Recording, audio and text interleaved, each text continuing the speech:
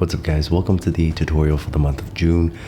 Very unfortunately, I have lost my voice, so we're gonna have to talk really quietly for this video. That's why I have this mic set up really close to me right now. Hopefully it gets better soon, but I still want to get this video out for you guys, which is gonna be on stylization. Now, stylization is the topic that everyone seems to want to talk about nowadays. And when I first put this topic into the poll, I thought I would just do a simple video on how to stylize a few references, give you guys some examples, and then let you guys follow it. But the more I thought about it, the more I realized, just how different stylization is for everybody. And really there is no single formula for stylizing every single character. So instead of the how to stylize references tutorial that we put into the poll, I want to give you guys a more broad look at stylization. I want to actually show you guys the things that inspire me personally in terms of my style, how I analyze them, the things that I see when I look at them, as well as how I translate that into references that I see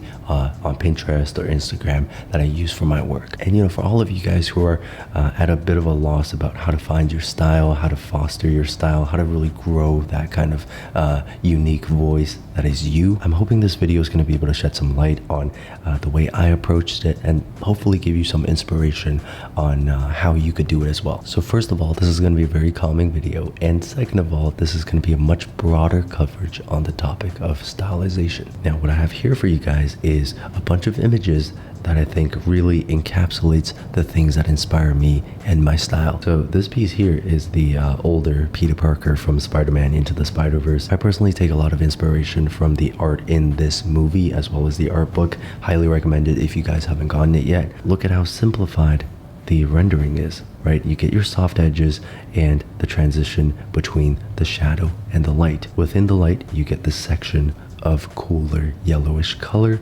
and in the midsection of the face, a much warmer blush color, which is once again something that I always implement into my work. And a lot of that inspiration is drawn from art pieces like this one. And we can actually zoom in on the tip of the ear. You can see that red on the tip of the ear, something else that I always put into my work. Now, another thing I want you guys to look for is the simplification. Even though sometimes I like to do complex, realistic pieces, I absolutely love my simplification. For example, look at this eyelid right here. It's essentially one single dark line, and it's combined with the shape of a half iris. This focus on the upper lid and the shape of the iris is something you're going to see a lot of in my work as well. Something else that actually really inspires me personally is the style of Western animation. Here is a tangled concept piece for Rapunzel. Look at the exaggeration in the facial features, just how big her eyes are in comparison to the size of her head. It's very much exaggerated, and this is something that gives the character a lot of expressiveness. I mean, looking over at this one here, look at the size of her eyes, which actually even translates into, the length of her eyebrows. It really just makes this upper section of the face extremely expressive, and you can really create an expression that's much more readable. And here's another concept piece for Rapunzel. You can see just how large her eyes are in comparison to the size of her head. Something else you're going to notice with Western animation is that because the eyes are so large and it takes up so much space on the face, the distance between the eyebrows and the bottom of the nose is absolutely massive, and it's going to take up way more space than the forehead as well as the chin. And this is something else that I take into my work as well. You're going to see a slightly more exaggerated midsection for a lot of the faces on my characters, just to give them a bit more expressiveness. So I'm hoping at this point you're starting to get a grasp of how you could look for certain things that you admire, things that you like visually, and take those specific things and try to work them into your art. That pretty much sums up the inspiration that I take from Western animation.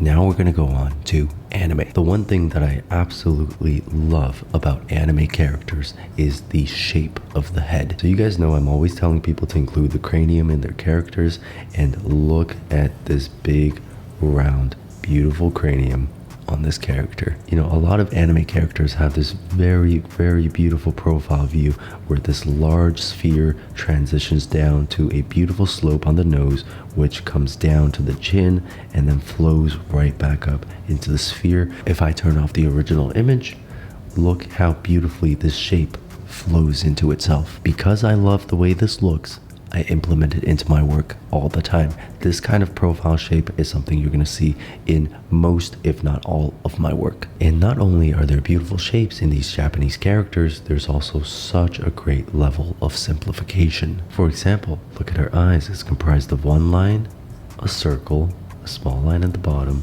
again, one line, circle, small line at the bottom. If you turn the original image off, this is basically what you get. It's such an effective and high level of simplification that I always try to replicate in my work. If you look at a lot of my work, you're going to see that I tend to omit the inner corner of the eye for a lot of my characters. The reason for that is I try to mimic the simplification of these anime characters. You can see there's no inner corner of her eye.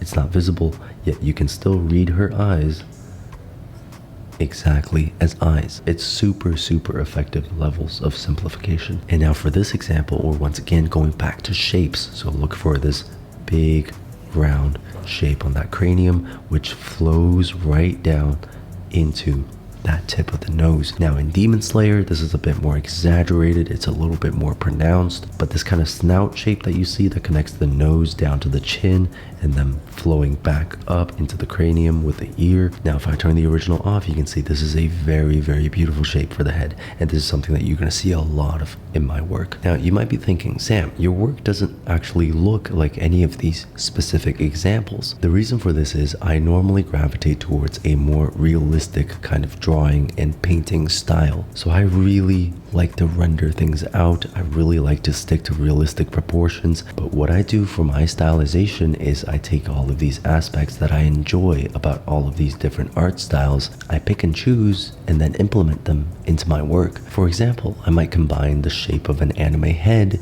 with a more realistic kind of rendering, and I might just throw in the exaggerated proportions for the eyes as well as the eyebrows to give the character more expressiveness like you might find in Western animation. And on top of all that, I might simplify it even more. I might omit the nose ridge like you might find in some animes where the characters literally do not have a nose ridge. So your style is something that you like, something you prefer, you gravitate towards it. But something I've learned from my time in design school is that every single good design has been thought of before, and we really have to take inspiration from all these different sources, combine them in unique ways, put your own spin on it, put your own voice on it. It's almost like a buffet of different artistic preferences. You pick them out, put them on your plate, and present them in a way that is your own. And that, guys, is how I personally found my artistic voice and my own artistic style. And honestly, it's something I'm still trying to find. We're human beings, we're always growing, we're always learning, so my style is still evolving over time, and that's exactly how it should be. Your style should be fluid and evolving and growing just like you. Anyway, so I hope that was really insightful for all of you guys to see. And with that being said, I also want to give you guys some actual demonstrations based on reference photos. So hopefully that's going to show you guys how I actually think about an illustration, how I think about all of these different elements that I want to include, into a study of a reference image. And hopefully that gives you guys a bit more confidence to, really try new things and just find things that you like and try to play around with them with a reference photo and see how it turns out and see what, whatever floats your boat. But anyways, that's it for the first section. I'll see you guys in the second part where we do some demonstrations. All right, welcome to the second part. This is where I'm going to show you guys some examples of how I treat different reference images. So with stylization, it obviously starts off with the sketch, it starts off with the proportions, so that's what we're going to do right now. So we've got a pretty simple reference here. What I'm going to do is I'm going to just sketch this out and walk you guys through some of the things that I'm thinking about in terms of how I'm stylizing this reference image. So if you guys know my process, you know that I like to start off with the big shape of the head, which is going to be something like this right here, right? We just want to get that silhouette down for this big round shape of the top of the head. And then, for me, I like to just follow the hairline down and then start to get the shape of the face. And whenever it comes to faces, I usually like to exaggerate the proportions, mostly starting with the eyes and the eyebrows. So that's what I'm going to show you guys right now. Now, once we have kind of like the base foundation for the main shapes in this portrait, what I'm going to do is I'm going to go into the smaller things like the facial features. I'm going to draw a center line right here so that I know where the center of the face is. I'm going to get that hairline right there, erase some of these extra lines. There we go. Let's get this nice brow line here, and right under the brow line are going to be the eyes. And in terms of the eyes, I always like to start with the top lid. I like to really exaggerate just how big this shape is. So let's get that nice long top lid onto our character. And I'm usually not afraid to darken this line right away because I know it's going to be darker later on in the rendering as well. Get a little flaring of the eyelashes at the edges, right? This is usually what I like to do.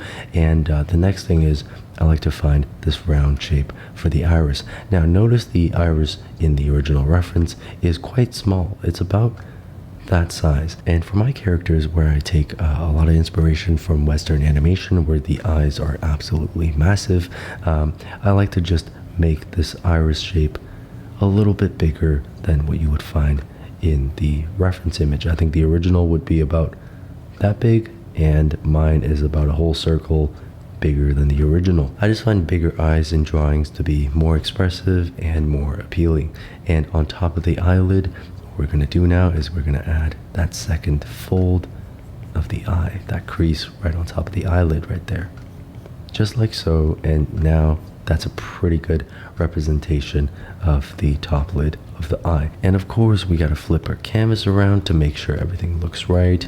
Use your liquify tool to kind of adjust things as you go. Make sure you keep flipping your canvas so that you don't make any mistakes that you're not able to spot. Now, something that I see a lot of people do is this. They draw a line here connected all the way to the inner corner and then all the way to the upper lid. But this gives the eyes, I feel, a very stiff kind of look, and it doesn't really leave anything up to the imagination. What I like to do is I usually try to keep the inner corner here as light as possible, so almost not visible. And down here, I like to just draw a line to hint at the presence of the bottom lid. So it's actually quite similar to what we saw in the anime examples that I gave you guys earlier in the first part of this video. Something very, very simplified. And then within these big irises, we can get that nice round pupil in there, just like that. And I'm really liking how the eyes are looking right now. So now I'm going to go up to the eyebrows. And in terms of the eyebrows, I like to really just treat them as shapes. Very similar to actually the Spider-Man Into the Spider-Verse piece of art of Peter Parker, where the eyebrows are basically two big rectangular shapes. So there's our eyebrows. Now let's go down to the nose. Now we're going to follow the center line and find the end of the nose. For noses, I tend to draw a lot of inspiration from anime as well as Western animation. So I like to keep the noses really small and really, really simplified. So we're going to get the two nostrils right there. Again, barely visible because we're viewing the character from the front, and maybe a little plane transition from the top to the bottom to indicate that the nose does have a bottom facing plane right there. And maybe let's get a little triangle up top, maybe a very small line connecting to the brows to suggest at the ridge of the nose. Again, super, super simplified here. Gonna erase away some of these lines and erase into the shadow a little bit to give the nose a tip. And you can see now the character's got a super simplified but pretty realistic looking nose. And then from here, we're gonna move down to the mouth. In terms of mouths, I don't do too much stylization on them. I usually don't change them too much from the reference image, so we're gonna just keep it pretty similar to the original. So let's get the shape right there of the lips, just like that. I think that looks pretty good. Let's get a little line up top for the indication of the upper lip, and a little line at the bottom for the end of the bottom lip. Now, once this is all set out, I like to actually just refine the edges of the face for our character a little bit. I like to just come down and refine these angles, refine these transitions, give these rigid lines a little bit more curvature, a little bit more life. And of course, if you want to make bigger adjustments, I like to use the liquify tool, which is super handy for moving things around that you've already sketched out or refined. What I'm doing here is I'm just shrinking the size of the chin a little bit, and this is something else that I like to do for stylizing my characters. I like to make the size of the jaw a little bit smaller. You know, it's just a shape thing that I think works a little bit better for my preference for stylization. So we're gonna just move the eyes in a little bit more, like that. I think that looks pretty good. Now we're gonna take this piece. I wanna make it a little bit bigger actually, so you guys can see it better. And after these main features are down, this is where we can start to explore some of the other shapes that are present in the reference image. For example, the hair is going to come up like that, and part of it's going to be tucked in like that, and this is the part in the middle of the hair. We're probably going to give her a little bit more volume on top, just like that. And when you're drawing hair, one thing that's important to think about in terms of stylizing it is the big overall shape. I would avoid trying to stylize each and every single strand, but instead focus on the main shape language that you're trying to create. For example, you can see I'm adding some corners here because I like a little bit more geometry in the shape of the hair. Now, you don't have to do this. You could also do it, very rounded, if you wanted to. It just completely depends on your personal preference.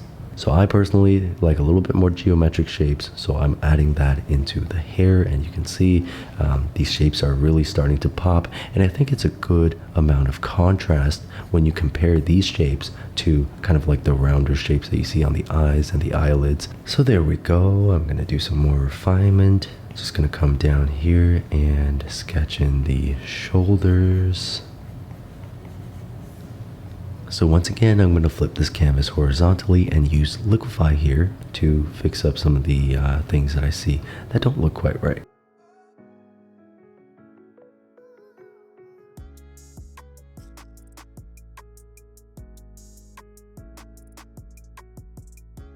Erase some of the top and refine the shape a bit, and I think that looks a lot better. So now here is my stylized sketch based on all of my personal preferences, and you can really see a lot of these styles that we've mentioned before on display here. For example, the simplification of the facial features, right? We've omitted the ridge for the nose, much like you would see in a lot of anime drawings. And also for the eyes, notice how I didn't define the inner corner, where instead the bottom lid is only a small line, much like what I pointed out before in our animation character references. And I've combined all of that with my personal preference when it comes to sketches, which is a little bit more realism and a little bit more geometric shapes. So with the much larger eyes that you would find in a Western animated character, if you combine that with my natural affinity for something a little bit more realistic, then you get something that's a little bit more in between realism and extremely stylized in terms of its size and its shape. Now, if she were a Disney sketch,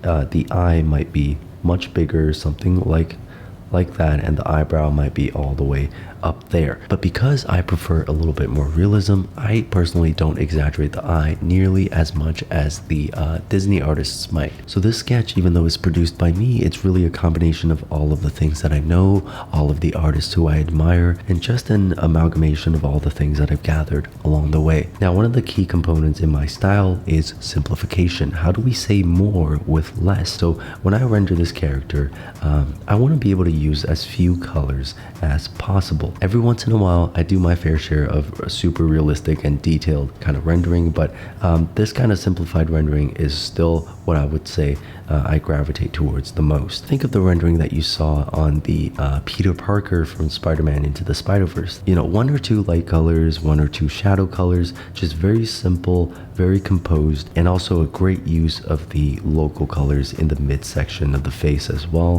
which I'm going to show you guys right now. So you can see some very, very simple kind of rendering to give the character a little bit of three-dimensionality. It absolutely does not have to be super detailed. Sometimes less is actually more.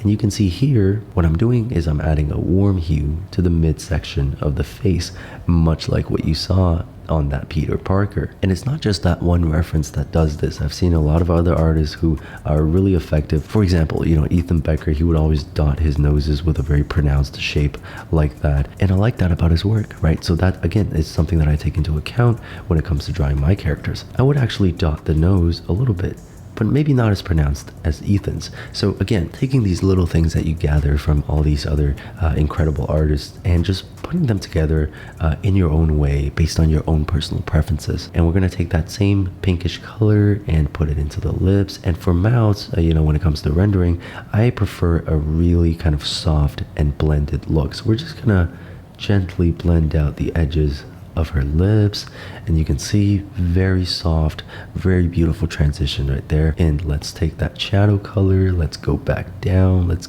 give her some more definition in terms of her form. And this kind of simplicity right here, this is what encapsulates my style. This is what I absolutely live for. Now, I personally love vibrant colors. So what I like to do for a lot of my characters as I'm rendering them is I go into adjustments, hue and saturation, and I bump the saturation just a little bit. Let's go up by maybe like 5% and see what that looks like. And let's undo, redo, undo, redo, undo, redo. I think that little punch of saturation really makes a big difference to me because I love vibrant colors. And on that note, you know, I also like to include bright, vibrant colors into the transitions between the shadows and the light. Again, this is just my personal gravitation towards more vibrant types of rendering. Right, so look at that beautiful transition to this bright orange as the shadow moves towards the light. And I also love doing this for noses as well. So let's get that same bright orange color, maybe a little bit more red,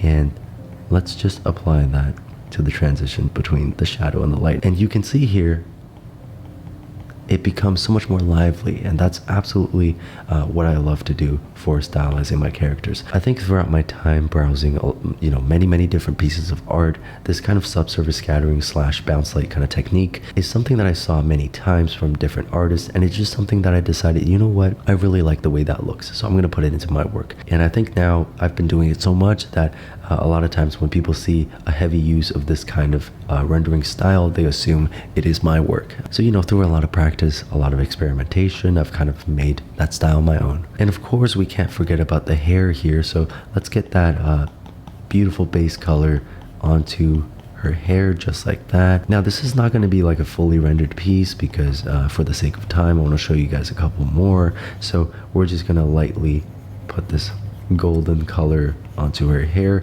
And as for the highlights, you know, again, simplicity is key here. When it comes to art styles, I think simplicity is something that I gravitate towards the most. It's oftentimes very challenging for me to try to simplify things because I always find myself wanting to really detail things out and make them super realistic. But you know, for highlights, I like to just leave a couple streaks of lighter color, just like this. And you can see just how simple that is, but it gives the hair so much more volume, so much more texture. And let's go into this middle part for the hair right here. Right, let's go back into this, give it some fade. Very simple. We're gonna get a shadow color and we're gonna give the hair and the face a little bit of separation here. Just like that. Just like that. A little bit more separation there. And then let's get a darker color for the eyes, the irises, and the pupils. Slightly darker circle in the middle with the iris, and on the other one as well, slightly darker circle in the middle with the rest of the iris. And just like that, beautiful. Now get a little bit of shadow on the crease in the upper lid. Let's get this dark color for the eyebrow right there.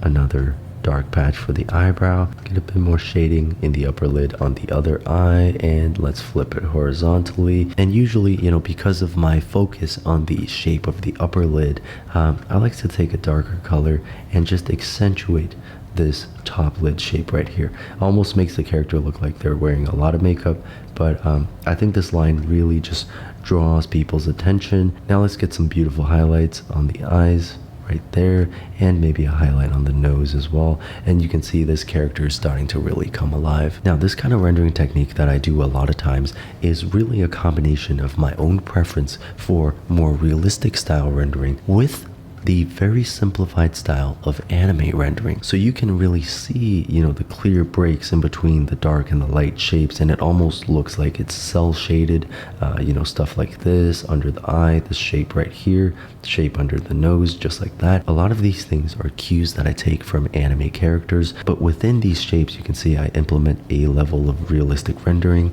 For example, you know, the transition right there, it really just breaks the mold of the anime kind of cell shaded look, and it makes it something unique, something combined, you know, something that's like a combination of me and anime. I really hope that this is, eye-opening for you guys to see this process and have me explain to you exactly what's happening in terms of my stylization, because a lot of people, try to study my work and they try to break it down, but it's very hard to just get a complete grasp on why I do certain things the way I do them without knowing what it's actually based on. So with that being said, let's move on to another example for you guys. This reference is going to be a profile view, so it's going to be a little bit different from our first one. But as always, we start with the big main shape of the head. Let's get this beautiful cranium in here. And remember what I said about the shape of anime characters' heads? How the roundness of the head flows down into the tip of a nose, comes down into a muzzle, and then flows right back up into the round shape of that cranium. I personally love the flow of this shape, so this is what I always use for my profile view characters. Sometimes they do look a little bit too similar, and you can actually see that the reference, the nose actually looks more like this, but because of my personal stylization preferences, we're gonna slope it down like so, like what you would find in an anime profile view. So it's gonna come down just like that, right? We're gonna get the tip of the nose right there, and we're just going to roughly map out this shape for the head. It doesn't have to be perfect. We're gonna get back into it later on, but also I want to map out the shape of the neck as well. Now for necks, I usually like to make them look a little bit thinner than they actually are, mainly because I really love the contrast between a thin shape right here versus this nice big round shape right here. Okay, so now that our big shape is down, we can start going into a little bit more detail. First thing I want to start with is the volume of the hair. So look at the front. Look at how it curves down so nicely into the shape of the head. Now I'm going to try to capture that. Let's get some of these curves for the bangs right there, and it's going to connect back to the shape of the ear. We're just going to roughly map this out. I think it's going to look something like that. Now time for the eyes. This is where I like to combine the Western animation style with a more anime style. So I like to raise the eyebrows up just a little bit higher to give our character a little bit more expressiveness. Okay, so I'm going to put the eyebrow up there, again treating it as a shape, and here is going to be the upper lid of the eye. Of course, she's looking downwards, so this eyelid is going to be sloped down, and her eyelashes are also going to be faced downwards. The eyelashes are something that I also really like to exaggerate on my characters, so you can see we're going to get some very, very long lashes, and let's get that iris and pupil in there. Just roughly map that out. All right, that looks good to me. I really like that. The next thing is the eyelashes, of course, on the other side of the face. So I think that looks pretty good. Now let's hint at the shape of the eyebrow behind the forehead right there. I'm gonna erase some of these lines. All right, perfect. Now, one thing that you're gonna notice with some of my work is that even though sometimes the eye or the eyebrow might be underneath some hair, I still draw in the full shape. The reason for that is I see it a lot in anime style art, and it's just something that's like a little stylization cue that I really enjoy, even though it doesn't really make sense. So I'm going to take my liquify tool and just move this eye back a little bit because I think I might have pushed it forward a bit too much. Again, these small adjustments are perfectly fine to make as you're drawing your character. Now, nostrils, I like to make them really small, especially in a profile view, because if you make them large, looks like your character is kind of flaring their nose. And you can see as we come down into this muzzle shape, let's get that break for the upper lip, get that corner of the mouth. Let's capture this round shape for the bottom lip, and then we're gonna come down into the chin. Now, oftentimes I tend to make the jaw too big, so I like to just push this back in a little bit. Let's take our liquify tool and let's just move the corner of the jaw back in. Let's move the ear down a little bit because I think I might have put that too high up the first time around. Add some more volume to the hair on the head. Now, because I love my geometric shapes, you're gonna see me do this a lot. You know, adding some corners where you don't really see it in the reference image.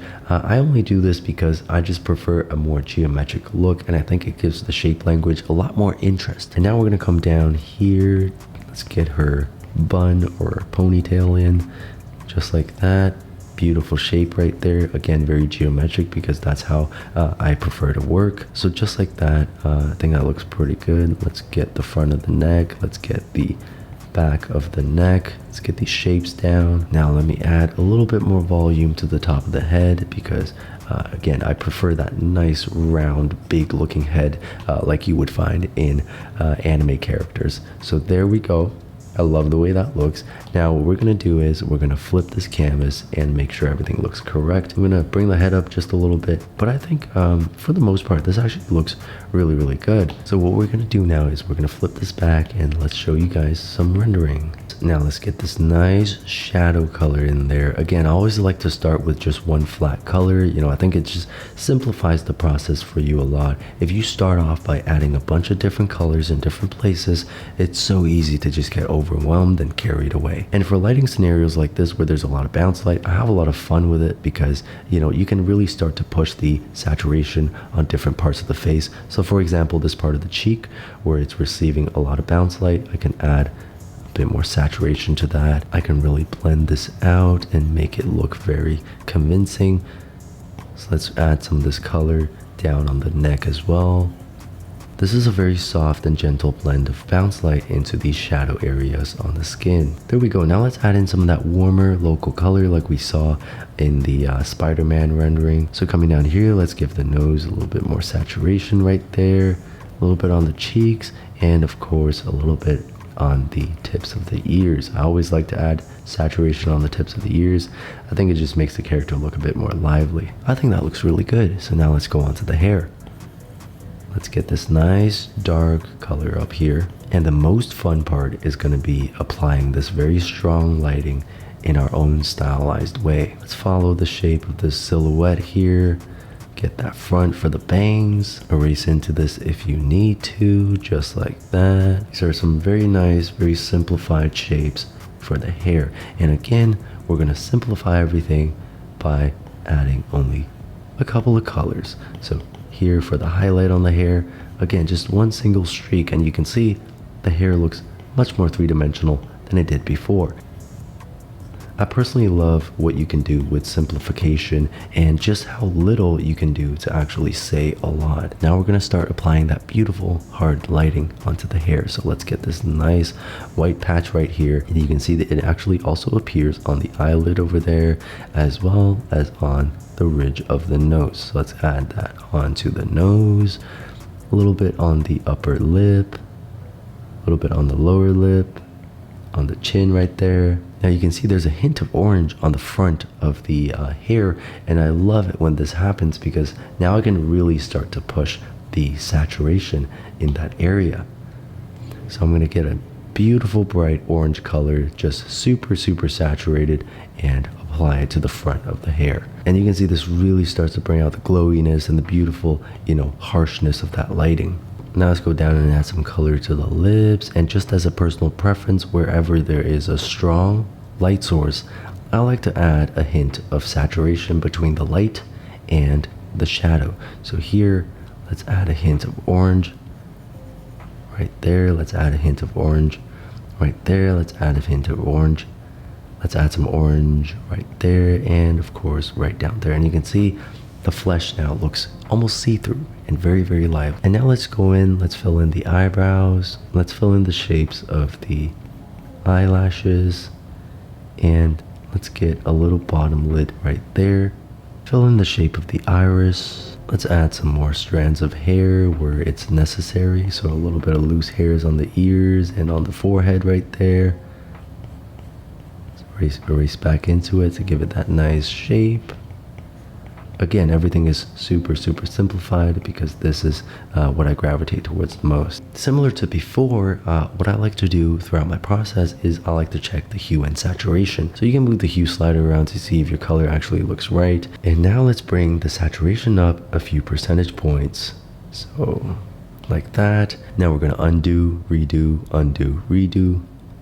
Redo, undo, redo, undo, redo. You can see it gives the colors just a little bit more punch. And just to finish this off, let's give her some lighting on the rest of her body. Okay, and that looks pretty good. Now, if you're the average person just taking a look at this piece, you would think, oh, that's Sam's style. But really, it's a combination of so many different things that I've learned. So, you know, this whole shape of the head here is inspired by the anime kind of art style, which comes down and flows into the tip of the nose, which then comes all the way down into this kind of muzzle shape, and it flows right back up into the head. And of course, let's look at the measurement between the eyebrow and the bottom of the nose. You can see it takes up way more space than the chin and as well as the forehead, and that is inspired by Western animation. And so are her eyes, right? These big, beautiful eyes with long eyelashes and super expressive large irises. And this is all combined with like my own preference for geometric shapes. You can see with the angles on the head and the hair, and when you come down into the neck, you can see all this flowiness that carries down into the body. That's kind of inspired by the flowiness of Western animation. And I believe that in order to stylize effectively, you need to know what you like. You need to find artists who do things that you like. And honestly, guys, don't be scared to experiment. If you guys want to put this into practice, I have some references for you. What I want you to do is don't just base everything off of my style. I want you to look for multiple artists or multiple art styles that you like. I want you to list the things that you like about those art styles, and I want you to try to combine them into one study of a reference. Do not be afraid to experiment. If you like a more cartoony style, but you like my colors, why not combine the two? Try it out for yourself. See if the result is something that you really enjoy. And this, my friends, is how I personally discovered the type of art style that I really like. So I hope you guys enjoyed this video. I hope you learned something new here, and show us the work that you make in the Discord. I would love to see your guys' take on stylization, and I would love to see you guys step out of your comfort zones and try something new. See if it's something that you would like. So again, this is more of a broad coverage of the topic of style, but I do believe that this format here is going to help way more of you guys out. No matter if you're a beginner, intermediate, or if you're really advanced, this process of combining different things right here is what allowed me to find my style. And I think for those of you guys who are still searching for your voice, give it a try, step out of your comfort zone, see if it's something that's actually going to work out. So anyways, that about does it for the tutorial on stylization for the month of June. I'm really sorry about my voice, guys. I don't know how I ended up losing it like this again. It's actually leaving my body as we speak. I've been talking a little bit too much. We'll be back with a regular speaking voice for the next video. But once again, you know, just to keep it real with you guys, I really appreciate all of you guys being here and supporting me, and I really am glad for the opportunity to share everything that I know with you guys. So that's awesome. Thank you guys for all of your support. I really appreciate you guys. Please excuse my voice. With that being said, I'll see you guys on the next tutorial. Thank you guys so much.